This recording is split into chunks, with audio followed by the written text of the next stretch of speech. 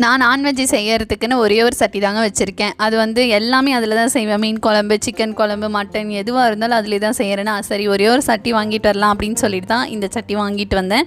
சட்டியை வாங்கிட்டு வந்தவனே செய்ய முடியாது. முதல்ல அதை பழகிட்டு அதுக்கப்புறம் தான் வந்து செய்ய ஸ்டார்ட் பண்ண முடியும். நான் இன்றைக்கி எப்படி பழகிறேன் அப்படின்றத இன்றைக்கி வந்து உங்க கூட ஷேர் பண்ண போகிறேன்.